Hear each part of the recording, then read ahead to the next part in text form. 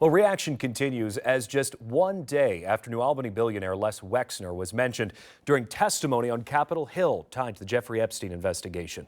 Lawmakers questioning U.S. Attorney General Pam Bondi about the status of the Justice Department's probe into Epstein and Wexner's name that came up during that exchange.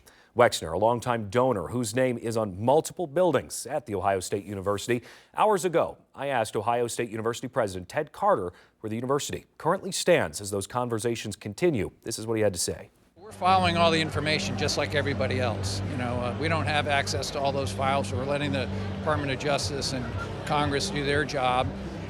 We have a full process for naming rights, and we'll go through that. We've had requests about this already, and we'll have to go through that process.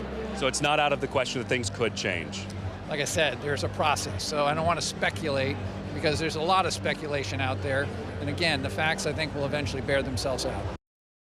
Now, Wexner previously employed Jeffrey Epstein as a money manager, but has said he cut ties with him in 2007. Wexner is not charged with any crime and has denied any wrongdoing.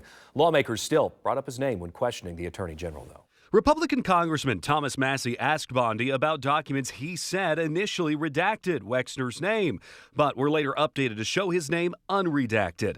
Massie also referenced an FBI document that he said listed Wexner as a co-conspirator. Are you able to track who it was that obscured Les Wexner's name as a co-conspirator in an FBI document? Do you have that kind of accountability? I believe Wexner's name was listed more than 4,000 times. Yeah, I already told you that. This is where he's listed as a co-conspirator. Can I finish my answer? Come on, let me finish my answer.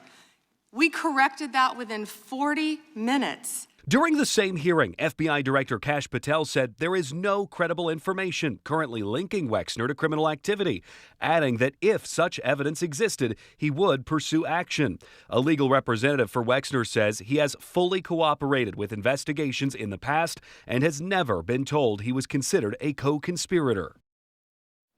Meanwhile, a federal judge has denied Les Wexner's efforts to block a subpoena requiring him to sit in for a deposition in connection to the Ohio State team doctor, Richard Strauss. That case. The university's independent investigation found Strauss sexually abused hundreds of students over 2 decades.